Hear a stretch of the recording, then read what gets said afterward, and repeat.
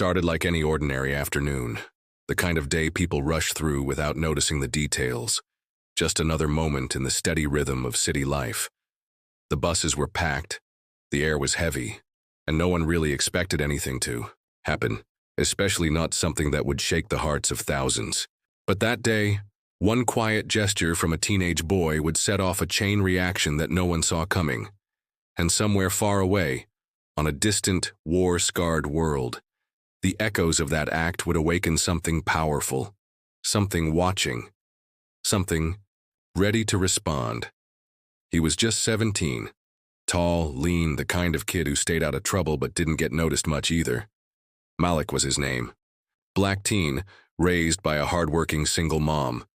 The kind of young man who understood early that life wouldn't hand him anything for free. He wasn't the loudest in the room, but he had the kind of quiet confidence that came from seeing a lot more than people assumed. That day, he had just finished his after-school job, stocking shelves at the local grocery store, and he was tired, sore, and just trying to make it home without falling asleep on the bus. When she stepped on, she looked exhausted. A young white woman, maybe mid-20s, with one hand on her swollen belly, and the other gripping the edge of her purse like it was the only thing keeping her upright. The bus jolted and she staggered just a little, just enough to make a few heads turn and then quickly look away. Everyone saw her, but no one moved. Everyone had their excuses. "I'm tired," someone else will offer. "She'll be fine." Malik didn't even hesitate. Before she could ask, before anyone had to shame themselves into doing something, he stood up and offered her his seat. No fanfare, no speech. Just a kind, tired smile. She hesitated, surprised, but nodded and sat down, clearly grateful. What happened next wasn't what anyone expected. As the bus rolled on, the two barely spoke. A quiet, "Thank you," a polite nod, and that was it. But just before her stop, she dug into her bag and handed Malik a folded piece of paper. She pressed it into his hand without looking him in the eye, said, "Please read this later," and stepped off the bus into the cold evening. Malik stared at the note for a long moment, fingers curling around it, unsure what to expect.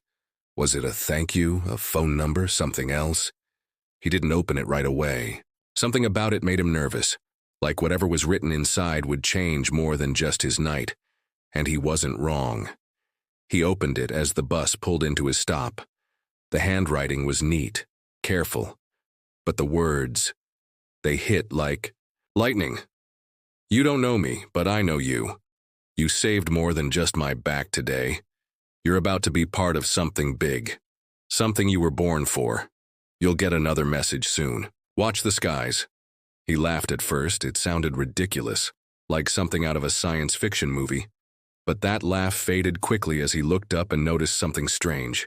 3 stars, perfectly aligned, blinking in a pattern. Not twinkling, blinking, and then everything changed. The streetlights dimmed. A low hum filled the air.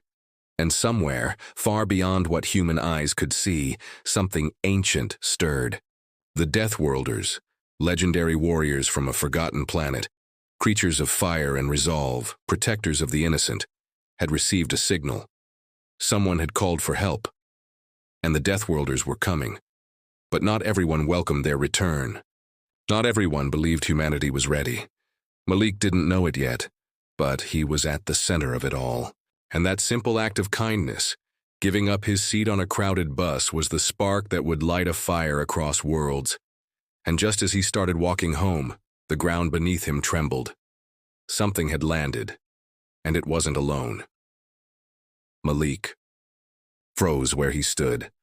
At first, he thought it was just a passing truck or maybe construction nearby causing the ground to shake. But no, this was different. The rumble wasn't loud, just deep, like something ancient stirring beneath the surface. He looked around. The neighborhood was quiet. A few porch lights flickered on, and an old man walking his dog paused, squinting, toward the sky like he'd felt it too.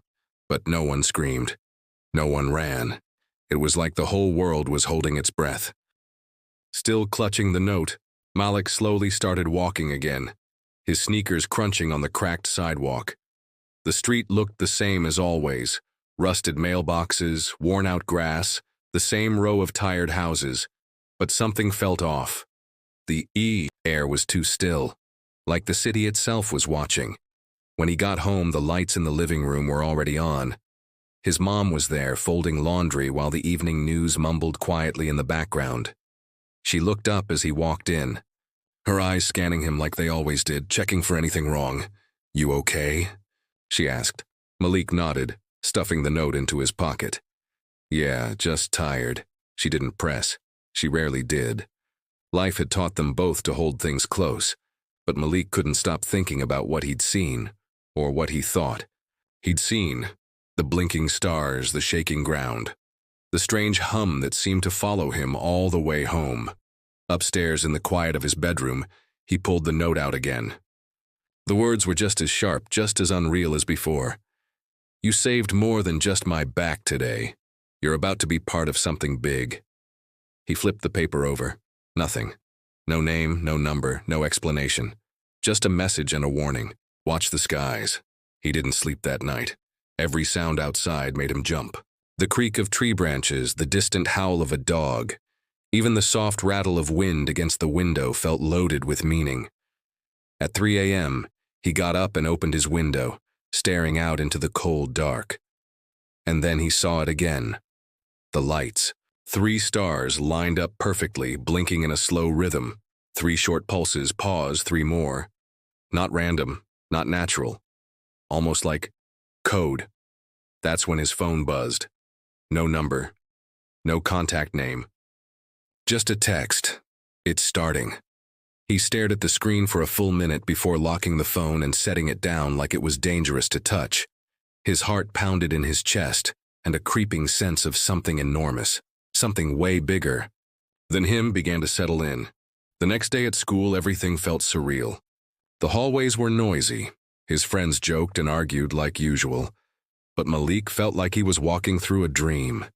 He kept glancing at the windows, waiting to see those blinking lights again, waiting for another sign.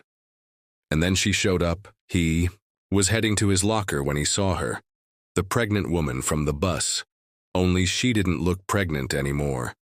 Her stomach was flat, her posture strong, and her eyes, ice blue, sharp, scanning the crowd like she was looking for someone. She was dressed differently too, not like someone running errands, more like someone on a mission. A black jacket, dark jeans, boots that looked built for running. Malik ducked behind a column, heart racing. What was she doing here? How had she found him? He peeked out, and sure enough, she spotted him. She didn't smile. She walked straight toward him, calm and confident, like this was all part of a plan. "Malik," she said. Her voice was softer than he expected, but firm. "We don't have much time." He opened his mouth to speak, but nothing came out. "I know you have questions," she continued, glancing over her shoulder, "and I'll answer them. But not here." He finally found his voice. "What's going on? Who are you? What was that note?" "I'll explain everything," she said. "But you have to trust me. We're not safe here. They're watching." "Who's watching?" he asked. But she didn't answer. She turned and walked quickly toward the exit, and something inside Malik told him to follow. He hesitated for only a second before stepping into her pace. They walked through the parking lot, past the security cameras, and school buses, and into a quiet alley behind the gym. She stopped there, checked her phone, then looked up at the sky. "Have you seen the lights yet?" she asked. He nodded slowly. 3 blinking stars. "Then it's already started," she said almost to herself. "Started what?" She turned to him, and this time her voice was different. Lower, more serious. "A call went out, a signal. It was meant for the Deathworlders." "The who?" "They're not from here, not from this planet, but they've been watching, waiting, listening, and now they're coming." Malik shook his head, confused. "This is crazy. Why me? I didn't do anything." "You did more than you know," she said. "You were chosen because of your kindness. Because when others looked away, you stepped up. That moment on the bus was a test, and you passed." "I gave up a seat," he said, voice shaking. A little. That's not a test. But it was, she replied, because it told them who you really are. Something in her tone made him go silent. She continued, they need someone human, someone grounded, someone good. You're going to be the bridge, Malik, between us and them, between Earth and what's coming next. He stared at her, stunned. This is insane. I know, she said gently, but it's real, and it's happening. Before he could say anything else, the sky above them flashed, bright and sudden, like a flare. They both looked up as a streak of light shot across the sky, too fast and silent to be a plane, then another and another, all heading in the same direction, towards something, and that same low hum returned, vibrating in the air, in their bones. Malik's phone buzzed again. They've arrived. Come to the coordinates. Do not be late. He showed her the message. She nodded. We have to move. Now. Yes. We're out of time. As they ran toward her car parked near the edge of campus, Malik felt a weight settle on him. He wasn't just a kid anymore. Whatever this was, whatever came next, he was already part of it.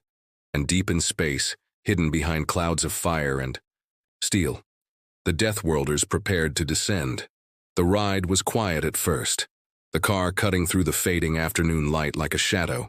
Malik sat in the passenger seat, still trying to wrap his head around what was happening.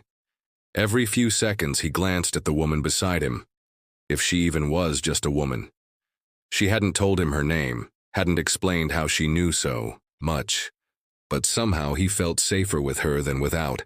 The hum in the air hadn't stopped. If anything, it was getting louder, like the world itself was trying to tell him something. You still haven't told me where we're going, Malik said, breaking the silence. To a safe point, she replied, her eyes focused on the road. There's a place where the signal first touched down. The others will be there. Others? He asked, his voice tightening. You mean there are more people involved in this? She nodded. A few. People like you. People who were chosen, Malik.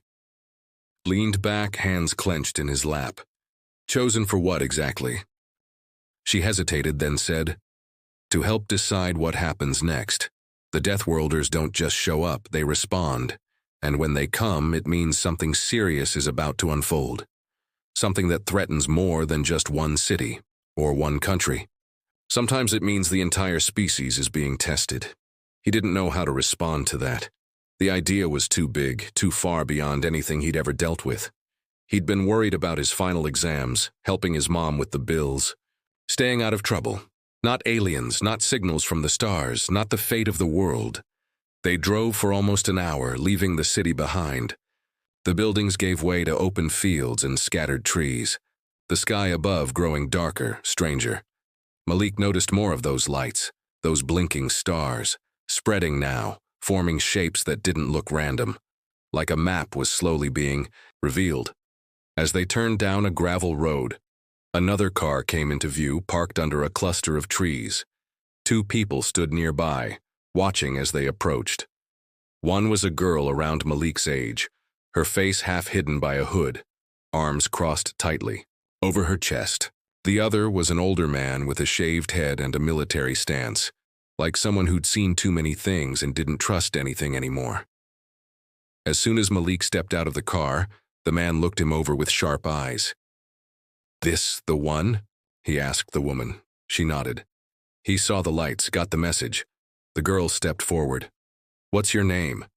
Malik, he said, trying not to sound nervous. She didn't smile.